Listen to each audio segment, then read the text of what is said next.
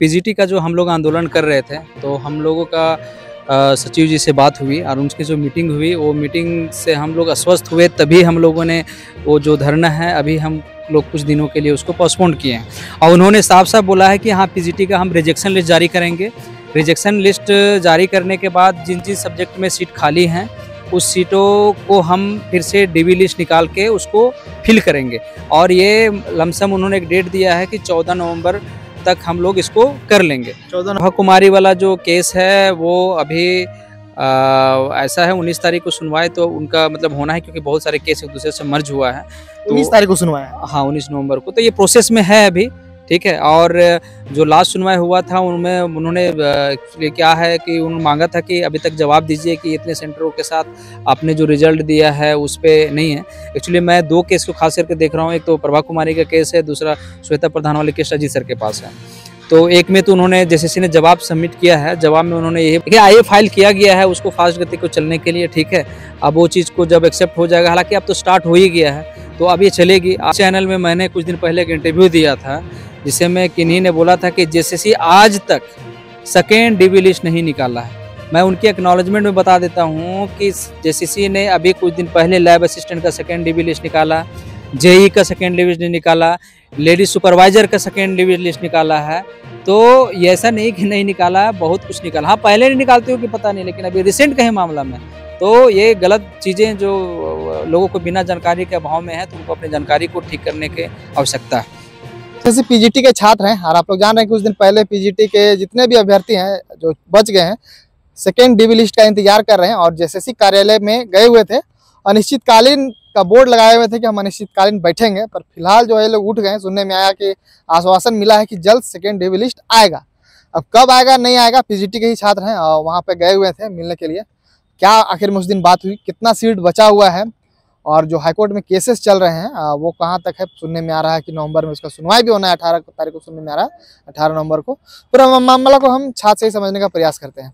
क्या कहिएगा पीजीटी को लेकर, उस दिन क्या हुआ जेसीसी कार्यालय में जब आप लोग आंदोलन कर रहे थे, बहुत सारे लोग गए हुए थे, क्या कहिएगा? देखिए, पीजीटी का जो हम लोग आंदोलन कर रहे थे, तो हम लोगों का सचिव जी से बात हुई और उनकी जो मीटिंग हुई, वो मीटिंग से हम लोग अस्वस्थ हुए। तभी हम लोगों ने वो जो धरना है, अभी हम लोग कुछ दिनों के लिए उसको पोस्टपोन किए हैं। और उन्होंने साफ साफ बोला है कि हाँ, पीजीटी का हम रिजेक्शन लिस्ट जारी करेंगे। रिजेक्शन लिस्ट जारी करने के बाद जिन जिन सब्जेक्ट में सीट खाली हैं, उस सीटों को हम फिर से डीबी लिस्ट निकाल के उसको फिल करेंगे। और ये लमसम उन्होंने एक डेट दिया है कि 14 नवंबर तक हम लोग इसको कर लेंगे। 14 नवंबर तो हाँ, मोस्ट प्रोबेबिलिटी है। उन्होंने बोला सहायक आचार का कुछ रिजल्ट है जो आने वाला है, वो जब आ जाएगा। जैसे अभी देखिए 1 to 5 का कल रिजल्ट आई है, ये पेंडिंग लिस्ट का। अभी एसएसटी का आएगी और भाषा का आएगा और साइंस का भी हो सकता है कुछ आएगा। तो ये सब आने के बाद मोस्ट मतलब ये आपका दिवाली के बाद ये सारे रिजल्ट को डन हो जाएगी। और 14 तक उन्होंने बोला कि हार्डली 3 दिन में हम पीजीटी को क्लोज कर देंगे। क्योंकि हम लोग उनको बोला कि सर देखिए, जो सीट खाली है, आप उनको बोला था कि आपने 4 सब्जेक्ट का अभी तक कटअप भी दे दिया है, स्कोर कार्ड भी दे दिया है, और बाकी 7 का आपने कुछ नहीं किया है। पीजीटी में क्या आप लोगों का आगे मनसा है बताइए, क्योंकि ऑलरेडी शुरू से विवादों में रही है। और जब तक लोगों को ये नहीं पता चले कि हमारा सिलेक्शन क्यों नहीं हुआ है, कोर्ट में भी मामला चल रही है, तो लोगों को थोड़ा सा एक जेसीसी के प्रति बड़ा नाराज़गी है। और मेरा मानना है कि एकदम ये होना चाहिए कि एक समय टाइमलाइन होना चाहिए, इस टाइमलाइन तक ये क्लोज होना चाहिए। अगर हमारा सिलेक्शन हुआ नहीं हुआ, कितने मार्क्स से रह गए, हमको और कितने पढ़ने की ज़रूरी है, तो ये सब जानकारी होना चाहिए। तो उन्होंने बोला कि देखिए, हम तभी स्कोर का सर कटअप जारी कर सकते हैं। हम लोगों ने लिखा हुआ है कि जब तक ये पूरी वैकेंसी को हम लोग नहीं क्लोज करते हैं, तब तक हम लोग नहीं जारी करते हैं। तो उन्होंने बोला कि अभी कुछ बताया उन्होंने कि सीट अराउंड 300 से ऊपर सीट खाली है। 300 से ऊपर? हाँ, 300 वहाँ पे जब छात्र थे बोल रहे थे 700 अप्रोक्स खाली है।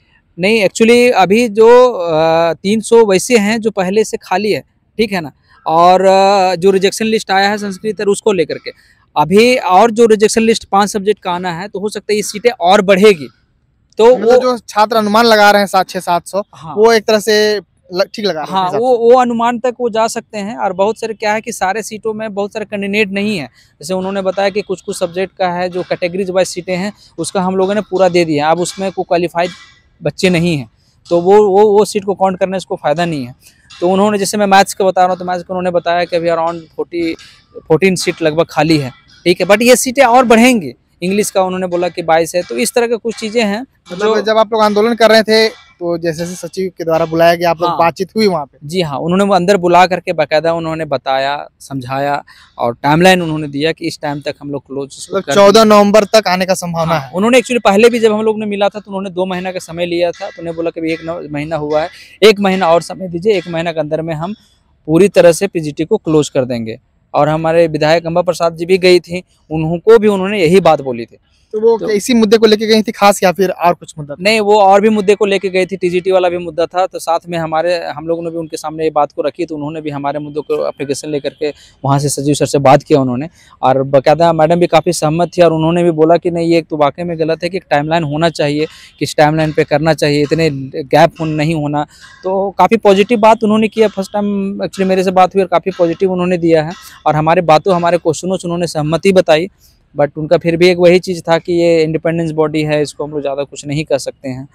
तो और एक मुद्दा बहुत अभी चल रहा है, बहुत छात्रों से हम बातचीत कर रहे हैं, उस दिन भी छात्र गए हुए थे, बोल रहे थे कि हाईकोर्ट में जो मामला चल रहा है वो कब क्या होगा नहीं होगा, कुछ मीना कुमारी का केस है, अगर उसके बारे में कुछ छात्रों को कुछ बताना चाहें कि सुनने में आ रहा, उसी केस का जो है पिछला महीना सुनवाई हुआ और आगे जो है नवंबर में भी 18 तारीख को सुनने में आ रहा सुनवाई होना है, और उसमें क्या चल रहा है आखिर में, और छात्रों को क्या न्याय मिलने वाला है, क्या उसमें सीबीआईडी का जांच होगा, जो करप्शन किए हैं जैसा कि आप लोग बताते हैं, आंदोलन भी कर रहे थे, तो क्या कुछ पकड़े जाएंगे, क्या है उसमें? नहीं, मीना कुमारी आप बात करें, मीना कुमारी टीजीटी का केस है, ठीक है। मीना कुमारी वाला जो केस है वो टीजीटी का मुद्दा, 2016 टीजीटी का अच्छा, मुद्दा। ये प्रभा कुमारी है? हाँ, प्रभा कुमारी है, सॉरी थोड़ा बोलने में मिस्टेक हुआ, टीजीटी और पीजीटी दोनों हम खबर चलाते हैं, इसीलिए थोड़ा सा कंफ्यूजन हुआ है, पर उसमें भी केस चल रहा है, टीजीटी वाला में भी, और इसमें जो है इसमें भी केस चल रहा है प्रभा कुमारी करके। तो प्रभा कुमारी वाला में भी हम बात कर रहे थे कि इसी का शायद सुनवाई है ना नवंबर में, कुछ दिन पहले हुआ है, और टीजीटी का भी हुआ है, थोड़ा सा सस्पेंस है, पर टीजीटी पीजीटी सब जो है छात्रों का ही मुद्दा है। चलिए, तो प्रभा कुमारी वाला में क्या है, थोड़ा सा डिटेल कुछ बतला दीजिए। देखिए, प्रभा कुमारी वाला जो केस है वो अभी ऐसा है, 19 तारीख को सुनवाई तो उनका मतलब होना है, क्योंकि बहुत सारे केस एक दूसरे से मर्ज हुआ है। तो 19 तारीख को सुनवाई है? हाँ, 19 नवंबर को, तो ये प्रोसेस में है अभी, ठीक है। और जो लास्ट सुनवाई हुआ था उनमें उन्होंने एक्चुअली क्या है कि उन्होंने मांगा था कि अभी तक जवाब दीजिए कि इतने सेंटरों के साथ आपने जो रिजल्ट दिया है उस पर नहीं है। एक्चुअली मैं 2 केस को खास करके देख रहा हूँ, एक तो प्रभा कुमारी का केस है, दूसरा श्वेता प्रधान वाले केस अजीत सर के पास है। तो एक में तो उन्होंने जेसीसी ने जवाब सबमिट किया है, जवाब में उन्होंने यही बात बोला कि उन्होंने एक उसमें लेटर के थ्रू उन्होंने जवाब दिया है, उसमें बोला कि जो हम लोग आरोप लगाए थे कि 5 सेंटर से ही रिजल्ट सबसे ज़्यादा हुआ है, उसके बिहाफ में उन्होंने जवाब सबमिट किया है। जवाब में उन्होंने एक ही चीज़ बोला कि नहीं, बाकी और सेंटरों से हुआ है। तो उन्होंने एक वही घिसा पीटा जवाब दिया है, उस जवाब में मतलब हमारा काम और भी आसान कर दिया, क्योंकि उसमें उन्होंने दिया है कि जैसे सारे सेंटरों के डिटेल्स दिया है कि इतने एग्जाम दिए हैं, उसमें से इतने अटेम्प्ट किए हैं, इतने पास हुए हैं। उनका रेशियो उनके ही डेटा के हिसाब से 0.1%, 0.2%, 0.3 मतलब 0.3, 0 से ज़्यादा किसी में नहीं है। लेकिन जिन सेंटरों में हम लोग आरोप लगाए हैं उसमें हमेशा 20 है, किसी में 30 है, किसी में 4 है, किसी में 5 है, और सारे टॉपर ही वहीं से हैं। तो वो डेटा दे करके हमारे काम को और आसान हो गया है। तो हम लोगों ने अभी नेक्स्ट जब डेट्स आएंगे तो उसमें ये सब जवाब को हम लोग भी सबमिट कर रहे हैं, अपनी तरफ से प्रिपरेशन कर रहे हैं। इससे पहले जो सुनवाई हुआ था उसमें क्या हुआ था, संक्षिप्त में कुछ बताना चाहिए? देखिए, पहले जो सुनवाई हुआ था, पहले सुनवाई में यही हुआ था कि जो सारे आरोप लगाए गए थे वो आरोप का जैसे जवाब मांगा गया था, ठीक है। उसमें पहला आरोप था कि आपने इस एजेंसी से रिजल्ट लिया, उस एजेंसी को ब्लैक लिस्टेड किए हैं, कंप्यूटर हैकिंग हुई है। तो हम लोगों ने तो शुरू से मुद्दा को रख ही रहे थे और अभी भी कर रहे हैं। आज देखिए, अभी आपने जस्ट सामने ही हुआ है कि एसएससी सीजीएल में धनबाद से ही एग्जाम देते हुए पकड़ाया है, जिसने वो कंप्यूटर मॉस चला रही थी। अब पीजीटी में तो खुलेआम चला था चीज़। तो हम लोग जो बात रखे हैं वो तो अब सबके दिमाग में आ ही गया है, और वो चीज़ अब सही साबित भी हो रही है। तो ये 19 तारीख को जो सुनवाई है नवंबर को, वो कौन सा है, केस का है? प्रभा कुमारी वाला है या फिर जो बोल रही कार केस का नाम लिए वो है? वीरेंद्र कुमार, प्रभा कुमारी और बहुत सारे केसेस हैं जो एक दूसरे से मर्ज हुए। चंचल जन का जो केस है वो भी मर्ज हुए। तो ये सब सारे केसेस का सुनवाई है। अब टोटल जो आप बोल नाम ले रहे हैं सबका उसी दिन मैं एक्चुअली पूरा डिटेल्स अभी उसका नहीं खोल के देखा हूँ कि कौन कौन से केसेस में मर्ज हुआ है। तो एक बार उसे देखने के बाद पता चलेगा। तो सब केसेस में वही है कि सीबीआई जांच होना चाहिए, जो गड़बड़ियां हुई है ओवरऑल एक ही है, चाहे जिसका केस का सुनवाई हो, कुछ भी हो, हमें हमारा एक ही मुद्दा है कि इसके जांच का विषय है। और हम लोगों ने जो आरोप लगाया था, कल भी आरोप लगाया था, आज भी लगा रहे हैं कि एकदम सही मुद्दे में सही आरोप लगाए थे। और ये आज धीरे धीरे इन चीज़ों को सिद्ध होते ही जा रही है। अभी लैब टेक्निकल का एग्जाम जो कैंसिल हुआ, आप साफ सब देखे थे क्यों कैंसिल हुआ है। एजेंसी से आपके चैनल के थ्रू ही हमको पता चला कि वहाँ बताया गया जैसे ऑफिस में कि नहीं कंप्यूटर हैक हो गई थी। तो कंप्यूटर हैक तो होती है ना भैया, यही चीज़ तो हम लोग 1 साल पहले बता रहे थे कि ऐसे ऐसे हुआ, कंप्यूटर हैक हुआ है। अभी भी हम बोलते हैं कि जो पीजीटी में सिलेक्शन हुआ है आप उनका अभी भी एग्जाम ले लीजिए, उसी क्वेश्चन के बारे में मैं चैलेंज करता हूँ 10% क्वेश्चन भी नहीं बना पाएंगे। और अगर किसी भी अपने अपने क्षेत्र में जो भी हैं लोग, अपने सेक्टर में जाइए, अभी भी उनका आप जा करके जांच कर लीजिए, आपको पता चल जाएगा कि क्या स्थिति है। तो मैं तो मीडिया बंधु से भी आग्रह करता हूं कि आप जाइए इन स्कूलों में यार, इनसे जरा बात कीजिए। इन्होंने जो एग्जाम दिया था 10 सिलेक्टेड क्वेश्चन जाकर उनसे पूछ लीजिए, अगर उनका भी जवाब दे देंगे तो मान जाएंगे। वो बच्चों से रिव्यू जाके ले लीजिए कि वो टीचर्स कैसे बता रहे हैं, वो आपको वहाँ पे मिल जाएगा। अच्छा, क्या अब सुनने में आ रहा था हाईकोर्ट में जो सुनवाई हो रहा बहुत धीरे धीरे हो रहा, उसको फास्ट गति से चलने के लिए क्या आप लोग कुछ कर रहे हैं या फिर इसी तरह चलते रहेगा? देखिए आईए फाइल किया गया है उसको फास्ट गति को चलने के लिए, ठीक है।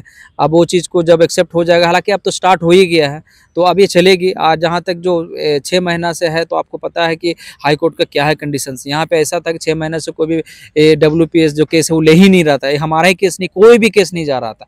जो पुराने केसेस है उसको नहीं उसमें अटेम्प्ट किया जा रहा था। साफ साफ उनको जो पिछले हमारे चीफ जस्टिस है उन्होंने यही बोल रखा था कि जितने पुराने केसेस है या PIL है उसी को हम लोग अभी इंपॉर्टेंस देंगे 6 महीना में। तो अभी देखिए उसी में बिहाफ में अब जब बदले हैं यहाँ पे, अभी नए आए हैं जस्टिस, तो ये चीज़ों में इंप्रूवमेंट हुई है। अब देखिए ऐसे भी मोटा मोटी मान के चलिए 2 महीने बाद, इसके बाद साल बदल जाएगा तो PGT भी पुराना केस हो जाएगा। तो अब इसमें भी कंटिन्यू जैसे TGT में टाइम मिल रहा है, जैसे अभी पिछला सुनवाई हुआ तो नेक्स्ट डेट मिला है, उसी तरफ जब भी सुनवाई होगा तो नेक्स्ट डेट मिलेगा कि अगला डेट कब सुनना है। तो अब ये भी कंटिन्यूस अपने रफ्तार में चलेगी और इसमें भी बहुत जल्दी उम्मीद है कि अब जजमेंट आने को इसमें काफ़ी पॉजिटिव है। बट PGT केस में हम लोग काफ़ी पॉजिटिव हैं, मतलब जितना तो हमारा तय है तो मान के चलिए। और जो करप्शन करके गए हैं उनके तो खैर नहीं है, मैं शुरू से बोलते आ रहा हूँ। मतलब जो भी है छात्र जो है JSSC के तमाम छात्र हो, TGT हो, PGT हो, सहायक आचार्य हो, लेडी सुपरवाइजर, पूरा मामला हम कुल मिला के देख रहे हैं, सब कोर्ट में पहुंच ही जाता है लमसम लमसम, और छात्र जो है सड़क पर आंदोलन करते ही करते हैं। इस तरह का मामला क्यों आता है? क्या आप लोग जब परीक्षा देते हैं तो उसमें क्या लिखा हुआ रहता है कि आप लोग को सड़क पर आंदोलन करना पड़ेगा, उसके बाद आप लोग को कोर्ट भी जाना पड़ेगा, वहां से न्याय लेना पड़ेगा, इस तरह का भी कुछ लिखा हुआ रहता है क्या? देखिए ये कोर्ट का मामला, सड़क में मामला इसलिए आ रहा है कि JCC और JPC के एग्ज़ाम में ट्रांसपेरेंसी नहीं है। ट्रांसपेरेंसी नहीं है, पारदर्शिता होनी चाहिए बच्चों को कि अगर वो एग्ज़ाम दे रहे हैं तो एग्ज़ाम देने के बाद उनका सिलेक्शन क्यों नहीं हो रहा है, ठीक है, क्यों कितने मार्क्स से रह जा रहे हैं। तो ये ट्रांसपेरेंसी हमको एक चीज़ बताइए, आज तक हमको समझ में नहीं आया कि आप देखिएगा जैसे अभी सहायक आचार्य का एग्ज़ाम हुआ है, आप उनका अब जिला में काउंसलिंग हो रहा है तो बाकायदा उनके मार्क्स मेंशन हो रहे हैं बगल में, ठीक है। आप PGT का कोई भी हमको दिखा दीजिए जिसका ज्वाइनिंग टाइम पे मार्क्स टाइम सिर्फ रैंक लिखा हुआ है, कभी उनका मार्क्स जारी नहीं किया गया। अब मैं चैलेंज के साथ कर सकता हूँ, जिस दिन मार्क्स आ जाएगा ना तो एक अगर 300 का मार्क्स है तो 300 में 300 मार्क्स कम से कम तो 100 में से 50 लोगों को होगा। मैं आज चैलेंज करता हूँ शिक्षा विभाग को, JCC को, कि आप एक बार मार्क्स जारी करके बता दीजिए। अगर ये चीज़ नहीं हुआ तो मैं जो बोलिएगा मानेंगे आपके चैनल के माध्यम से। तो ये ट्रांसपेरेंसी की कमी है। आप जाइएगा वहाँ पे पूछने, अगर JCC में जाइएगा पूछने के लिए, हाँ जी हाँ हो रहा है, हम नहीं बताएंगे, क्यों बताएंगे, आपको ज़्यादा लगता है कोर्ट जाइए। अच्छा, PGT का लास्ट मेरा प्रश्न रहेगा PGT को लेकर, तो 14 तारीख का आप लोग जो समय मिला है JSSC कार्यालय से, क्या अनुमान लगा रहे हैं? क्योंकि जब भी आप जाते हैं आप लोग को समय मिलता है, एक तरह से समय गुजरता है, पता चलता है कुछ आया नहीं, तो फिर उसी तरह से होगा या फिर अबर जो है कंफर्म है कितना तारीख तक आ ही जाएगा एकदम? देखिए जिस तरह से उन्होंने बोला है, और अम्मा मैडम भी हमारी कमिटमेंट की है कि अगर नहीं 14 तारीख के बाद आएगी तो आपके साथ हम आंदोलन में बैठेंगे यहाँ पे। तो हमारे उनका बयान है, हाँ ये उनका बयान है, ऑन रिकॉर्ड बयान है। तो अगर नहीं आएंगे तो मैडम से भी हम लोग मिलेंगे, बाकायदा जाकर उनके सामने। मतलब वो भी धरना देने के लिए तैयार है? हाँ उन्होंने बोला कि नहीं आएगा तब आप आइएगा हमारे पास, हम तो एकदम जाएंगे, बात करेंगे, नहीं तो अब जरूरत पड़ा तो हम आपके साथ वहाँ पे बैठेंगे। तो उन्होंने एक बहुत पॉजिटिव बात बोली है, तो हम लोग काफ़ी कन्विंस हुए हैं इस बात को लेकर के। अगर नहीं हुआ तो 14 तारीख के बाद बैठेंगे। देखिए अगर जब तक स्कोर कार्ड नहीं आएगा, स्कोर कार्ड आएगा तभी बहुत सारे लूप होल समझ में आएगा। अभी 4 सब्जेक्ट का आया तो बहुत सारे लूप होल हैं उसमें, वो कोर्ट में वही आंसर। अभी 7 सब्जेक्ट का आएगा, एक में भी लूप होल है। आखिर आप जब हम एग्जाम दिए हैं तो आपको कटअप जारी करने में, स्कोर कार्ड करने में क्या दिक्कत है, और आप बांट के क्यों रिजल्ट देते हैं? इससे पहले क्या हुआ था? इससे पहले 2017 में PGT का एग्जाम हुआ था, हमको जरा बता दीजिए। उसके एग्जाम के बाद अथी हो गया था, एक साथ रिजल्ट आया था, 4 सब्जेक्ट 7 सब्जेक्ट कहाँ आया था? तो जो 2017 में जब एग्जाम हुआ था वही एजेंसी वही विभाग दे रहा था, तो वहाँ पे उसमें नियम आपका अलग था, और अब आपका नियम काहे बदल गया? चलिए तो ये बहुत सारी चीजें सवाल हैं है। जो गलत चीजों के लिए इशारा करती है। हम किसी का कंपैरिजन नहीं कर रहे हैं किसी के सरकार वगैरह का, लेकिन हम ये चीज जानते हैं कि इससे पहले जो पीजीटी का एग्जाम था 2017 में हुआ था, 2019 तक उन्होंने उसको सारा बाइंड अप होके खत्म हो गया। स्कोर कार्ड मार्क्स और सब 11 के 11 सब्जेक्ट का एक साथ रिजल्ट आया था। लेकिन यहाँ पे देख लीजिएगा, अभी आप नगर पालिका में देख लीजिए, नगर पालिका में लगभग का सब दे दीजिए। जो सबसे ज्यादा विवादित थी, जिससे एग्जाम कैंसिल हुआ था, जिसमें एग्जाम पेपर लीक के सबसे ज्यादा मुद्दे थे, रेवेन्यू इंस्पेक्टर का। रेवेन्यू इंस्पेक्टर का अभी तक उन्होंने कट ऑफ ही नहीं जारी किया। सबका दे दिया लेकिन उसको बचा के रखे हुए, क्योंकि उनको देना नहीं पड़ा। मैं चैलेंज के साथ अभी बोल देता, जिस दिन उसका आ गया कट ऑफ, उसका भी कट ऑफ देखिएगा। अगर 300 का एग्जाम हुआ है तो 299 जाएगा, मिनिमम कट ऑफ 299 298 जाएगा, ऐसी स्थिति है। या हो सकता है 300 से चला जाए, इसलिए दबा के रखा जा रहा है। चलिए तो फिलहाल देख सकते हैं, और कुछ बोलना चाहिए पीजीटी के बारे में? देखिए, पीजीटी के लिए मैं यही बोलना चाहता हूँ कि पीजीटी हो, टीजीटी हो, सहायक आचार्य हो, माध्यमिक आचार्य, जितने भी आप एग्जाम दे रहे हैं अभी यहाँ से, आप अपने गलत के लिए आप अपने मुद्दा को लड़िए और ट्रांसपेरेंसी लड़ने के लिए। अगर आज हम लोग ने पीजीटी में मुद्दा उठाया, आज मुझे बड़ा अच्छा लगा कि जेसीसी ने पहले ही उस एग्ज़ाम में ज़रा सी भनक मिली और कैंसिल कर दिया। तो ये अच्छे कदम है और अच्छे कदम का हम लोग सराहना करते हैं। लेकिन लोगों को, अगर हम लोगों ने पीजीटी का आवाज़ नहीं उठाया हुआ होता तो शायद आज ये सहायक आचार्य के अच्छे से एग्जाम नहीं हुआ होता। आज आखिर क्यों जेसीसी को सहायक आचार्य में चारों एग्जाम को अलग अलग सेंटर में अलग अलग जगह में लेने की जरूरत पड़ी थी? तो कहीं ना कहीं हमारा उठाया हुआ मुद्दा, उनको इस चीज़ का एहसास था कि ये चीज़ हो रहा था, तब जाकर का हुआ सहायक आचार्य का देखिए एग्जाम अच्छे से हुआ है। तो इस तरह की चीज़ें हैं, कुछ पहल बेहतर होती है। लेकिन हाँ, अगर आप चुप रहिएगा, बैठे रहिएगा, गुनाह को आप सहीते रहिएगा तो कुछ नहीं होगा। बदलने के लिए आपको लड़ना पड़ेगा। तो आप घर से उठिए, जहाँ गलत लगता है आवाज़ उठाइए। एग्जाम देने जाते हैं तो एग्जाम में एग्जाम देने के साथ साथ अगल बगल भी कंप्यूटर पे भी ध्यान दीजिए, कहाँ पे क्या चल रहा है, क्या गतिविधि चल रहा है। आपको खुद सब कुछ करना पड़ेगा, आपको लिए आ करके कोई नहीं कर देगा। ये गलतफहमी अपने दिमाग से निकाल लीजिए कि हम मेरे लिए आएगा कोई लड़ देगा, मुझे इंसाफ दिला देगा। कोई लड़ने के लिए किसी के लिए तैयार नहीं।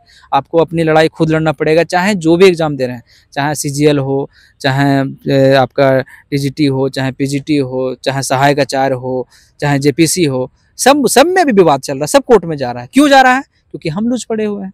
जिस दिन इस सिस्टम को दुरुस्त करने के लिए हम लोग आगे खड़ा रहेंगे, सरकार को एग्जाम जेसीसी को कम से कम हम युवाओं को बुलाना चाहिए था, बुला करके राय लेना चाहिए था कि आपके हिसाब से हम क्या इंप्रूवमेंट करें जो हमारे एग्जाम में और ट्रांसपेरेंसी आएगी। तो क्या दिक्कत है इसे पूछने में? आगे पूछ के युवाओं तो इतना करता। आज देखिए सीजीएल में क्या हो रहा है, सीजीएल में ऐसा हो रहा है कि वो बच्चे खुद अभी जासूस बने हुए हैं। क्वेश्चन लीक कहाँ से हुआ, कहाँ नेपाल गया, कहाँ भूटान गया, सब जाकर कथी कर रहे हैं। बच्चे एक्टिव थे तब ना हुआ, आखिर निकला ना कि नेपाल गए, चाहे जिस वजह से भी गए, उनको मिला नहीं मिला अलग मुद्दा है, बट गए तो क्यों गए?